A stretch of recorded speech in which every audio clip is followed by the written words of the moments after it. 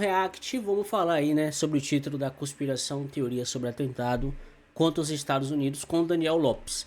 Comenta aqui abaixo o que é que você acha. Lembrando, o link tá na bio do Inteligência LTDA, né, que foi lá feito o podcast para quem quiser assistir todo. E comenta a sua opinião, já se inscreve aqui, deixa aquele like, vamos lá? Esse cara, ele foi pesquisar o 11 de setembro e ele traz várias evidências. Existem documentos físicos chamados Ted Gunderson Chronicle e tem os vídeos das entrevistas dele, tá? Quem quiser que se aventure aí, porque é uma tonelada de material. Então, quais as evidências que ele traz de que as torres foram implodidas? Ele cita leituras sísmicas que vieram do subsolo no momento do desabamento, antes do prédio cair, tremeu o chão. O aço derretido nos porões, que foi, segundo ele, impossível de ser causado pela combustão do avião. Você não consegue, com a combustão do avião, uma temperatura tão alta para você ter aço derretido no porão.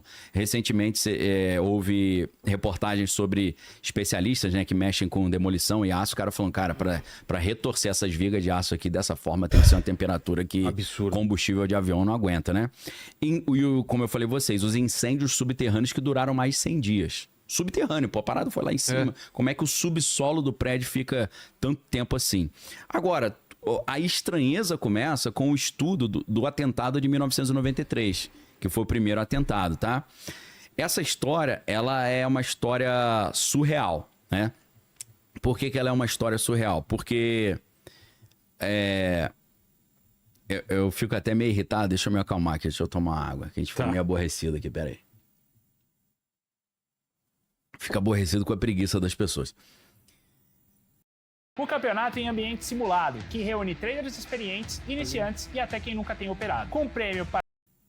Emad Salem é o cara que você precisa estudar a biografia dele para você entender o primeiro atentado nas Torres Gêmeas, tá? Ele nasceu em 1950. O cara, ele era oficial do exército egípcio. Quando ele se aposentou, ele foi morar nos Estados Unidos e ele trabalhava como segurança de hotéis, tá? Até aqui tá tudo certo, tá? Porque de fato ele era... É isso mesmo, ele era segurança, né? Ele foi para os Estados Unidos e se tornou segurança. Até aí tudo bem. É interessante, eu fico olhando assim... A gente vai falar sobre alguns questionamentos que eu vejo no comentário. E tem gente que tem preguiça de escutar e tem preguiça de estudar. Não tô dizendo que ele tá certo ou que ele tá errado, tá? Mas quero que você comente aqui abaixo a sua opinião sobre isso. E aí, esse cara... Ele acabou conhecendo uma agente do FBI que foi até o hotel onde ele trabalhava perguntar sobre um espião russo que estava hospedado lá. E ele acabou falando, olha, eu sou ex-oficial do exército egípcio e tal. E aí ele falou para ela, olha, tem um perigo muito maior, que é o perigo dos extremistas islâmicos que estão programando fazer coisas aqui nos Estados Unidos. Vocês estão preocupados com os russos, mas era melhor vocês estarem mais preocupados com o pessoal islâmico, né? E aí, o que acontece? Ele chegou a lutar na guerra do Yom Kippur, naquela guerra do feriado Yom Kippur, 1973. Ele conseguiu manter 17 soldados israelenses prisioneiros, mas ele tratou bem os caras, devolveu os caras com vida, tudo certo. Parecia ser um cara ético, né? Sim. Que foi morar nos Estados Unidos e passou a comprar a ideia de que os Estados Unidos eram um bom país e tal. Então, o que ele fez? Quando ele conheceu essa agente do FBI, essa agente do FBI descobriu, pô, o cara é egípcio, o cara fala árabe, o cara é veterano do exército egípcio. Esse cara pode ser nosso infiltrado nesses grupos extremistas. Então ele foi recrutado pelo FBI para ser esse infiltrado, né? Você acha que existe algum absurdo nessa frase aqui, gente? Lembrando que eu não sei de nada, tá? E aí eu vi algumas pessoas comentar, nossa, é um absurdo que ele falou, porque isso é um desrespeito à família. Não, gente, é o ponto de vista dele, tá? Até aqui tem lógica. A lógica que, de fato, ele era o Mohammed, sei lá como é o nome dele, ele, de fato, é só você ler a biografia dele, pesquisar, ele foi morar assim nos Estados Unidos, tá? E ele era um cara muito experiente em guerra. Agora eu te pergunto, tem lógica dos Estados Unidos contratar ele pra ser espião, pra se infiltrar? Existe lógica. Foi verdade? Aí a gente não sabe, né? Eu não pesquisei sobre esse artigo aí. Em 1991, lembrando que o atentado foi em 93, ele faz amizade com esses terroristas, já infiltrado, né? E ele já tinha conhecido eles algum tempo atrás. E esse cara, ele... E observação, é teorias, tá, gente? Não é algo comprovado. Teoria. E o que ele fez? E aí é a genialidade desse cara. Todas as conversas que ele teve com os terroristas, ele gravou. E todas as conversas que ele teve com o FBI, ele também gravou. Porque geralmente, como é que esses caras fazem? Ah, você pode ser nosso informante? Ah, beleza. Ah, os terroristas vão fazer o quê? Ah, eles querem explodir uma bomba nas Torres Gêmeas. Esse cara sabe informação demais. O que eles fazem? Eles botam, depois que a coisa acontece, eles botam tudo na conta do informante também. Bota ele como terrorista, queima o cara e deixa o cara prisão perpétua. Entendeu? Só que esse cara só não foi pro buraco porque ele gravou tudo. Tudo que ele conversou com os terroristas e o que ele conversou com o FBI, isso tudo sai numa... Lembra da série que eu tô assistindo uma série chamada Rock, né? Que é série policial. Tem um investigador que ele tá no meio da corrupção. E aí ele recruta pessoas ali da corporação e tal. E o que acontece? Tem uma hora que ele teve que matar, né? Que era uma mulher. Teve que matar porque ela sabia demais. Quando ele ia falar o nome dele, ele acabou apagando. Ah, velho, ó. Pessoal, corrupção. Ah, eu não duvido de nada, não duvido de nada. Matéria do New York Times que eu vou já falar a data pra vocês. É fácil de buscar, tá tudo documentado. Se você botar New York Times a data, você vai ver essa matéria. Então, o que aconteceu? Depois do atentado, ele alegou que ele teve uma conversa com o pessoal do FBI e ele falou, olha, os caras vão explodir uma bomba no subsolo. É isso que esse que é o plano. Aí ele falou... Então já sabia? Claro que sabia, pô. Essa que é a história. Pô. Por isso que eu tô... Pra gente pra começar a pensar em 11 de setembro, você tem que pensar em 1993. Porque 11 de setembro foi a segunda. O relato dele. E ele gravou as conversas. Olha, depois que aconteceu, eu tentei avisar os caras e eu falei pra eles vão explodir uma bomba. E aí o FBI falou, tá bom, como é que a gente vai fazer? Ele falou, olha, vamos trocar a pólvora por outra coisa pra bomba não explodir. Os caras mandaram ele deixar quieto. Deixa rolar. Aí ele falou, mas como assim deixar rolar? Ele avisou todo mundo. Os caras falam, não, deixa assim, dessa mesma forma.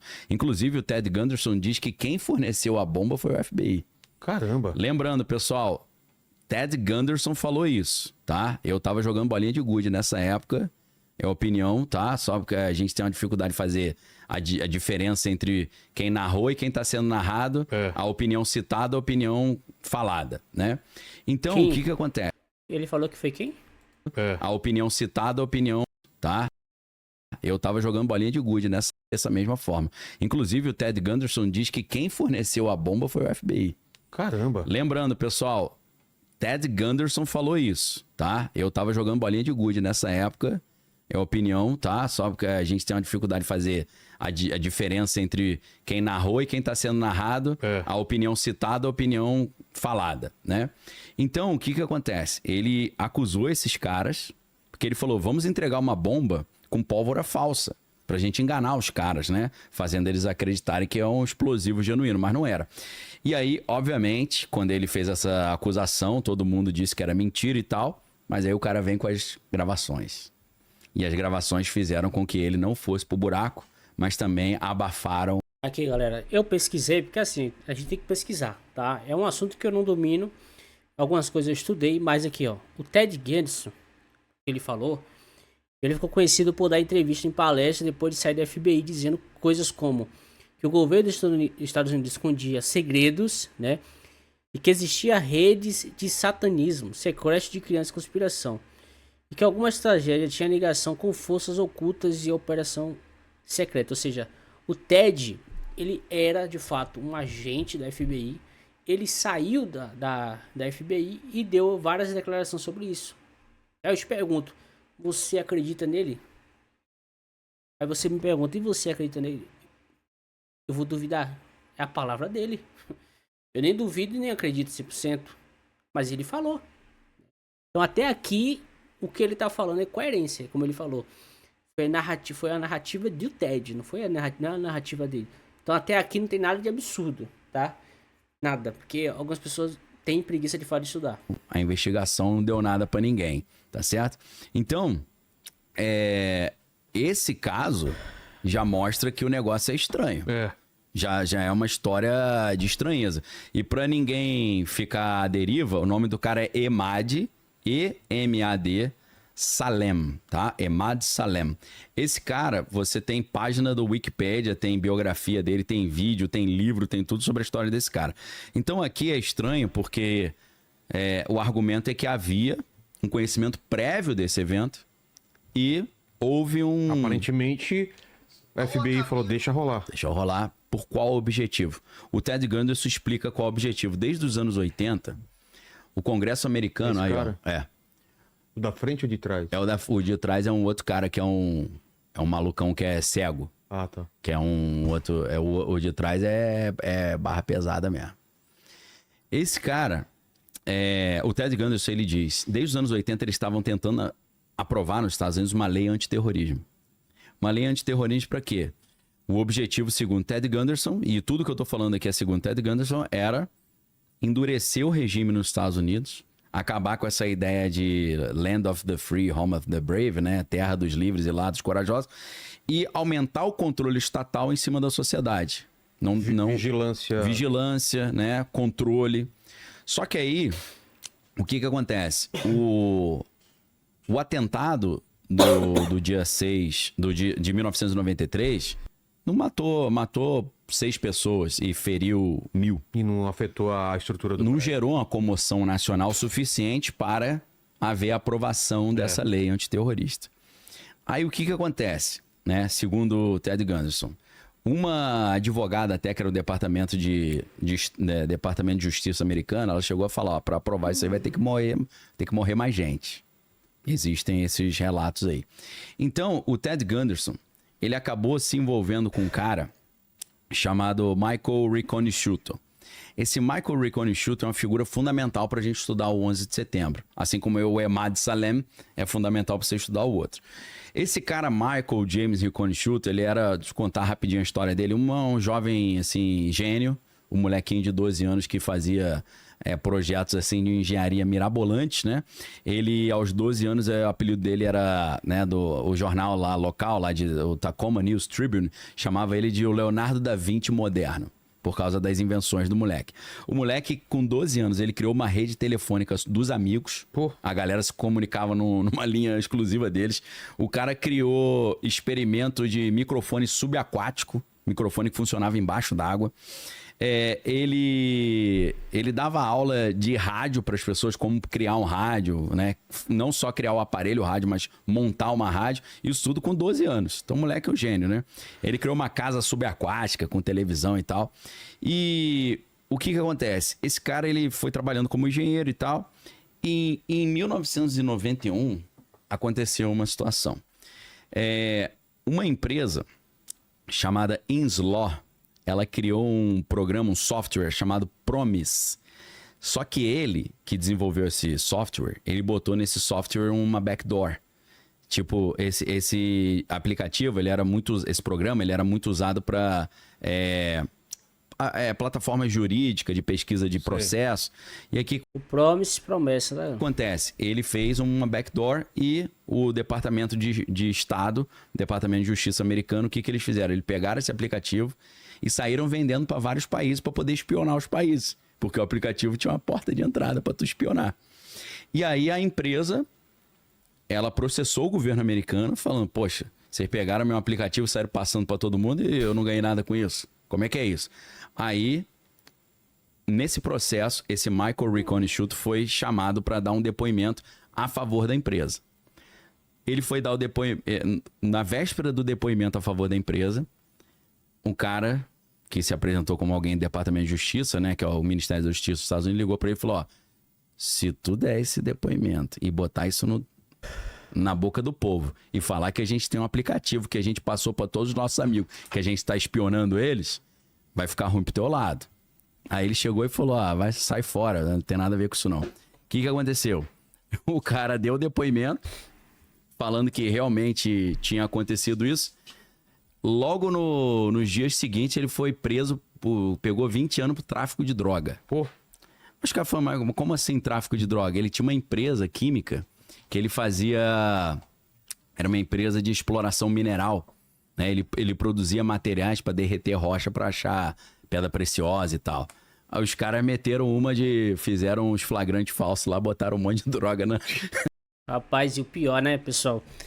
E o pior é que essa questão hoje em dia, se a pessoa quiser lhe prejudicar, é fácil demais, né? Qualquer aspecto, né? Qualquer aspecto hoje, sociedade, se alguém quiser lhe derrubar, ele derruba rapidinho, pô. Mas e aí? Né? Interessante que eu vi aqui alguns comentários, é o seguinte, ó. Vamos lá. Aqui, uma pessoa falou assim, ó. Cadê? Aqui, ó. Cadê aqui, gente? Essa história toda... Não, aqui, ó. 11 de setembro no Zeu. Bate com uma data de decisão jurídica. Que viagem é essa de maionese, tal, tal, tal? Aqui, ó. Esse comentário aqui é interessante, que eu vi também. Eu pesquisei, é verdade. Vocês acreditam que alguns familiares não acreditam na versão que foi dada? Lembrando, eu não sei se... Eu não tô dizendo nada aqui. Nada. Se é verdade a versão, se foi a versão verdadeira ou falsa. Pra mim, ó. A tragédia aconteceu, gente. Aconteceu a tragédia, não tem mais o que fazer. Tá? Eu tô reagindo a esse vídeo aqui por uma forma de ver opiniões diferentes. Mas de fato, se você assistiu o documentário na Premiere, que tem... acho que na Premiere Video, deixa eu ver se ele falou Premiere Video. Eu acho que eu assisti, não foi na Premiere Video. Alguns familiares também não acreditam na versão que o governo deu. Eles não acreditam. Mas eu quero saber de vocês aí. O que é que vocês acham, tá? Mas de fato o cara tem uma boa narrativa. Cara, o Daniel, ele tem uma boa narrativa. Ele sabe contar história como ninguém, né? A empresa dele. E é isso aí, galera. Comenta aqui abaixo qual é a sua opinião. Tá? Eu não sei de nada, velho. Mas eu acho que não teria, cara, como ter nada além disso. De fato foi um terrorismo ali mesmo e acabou.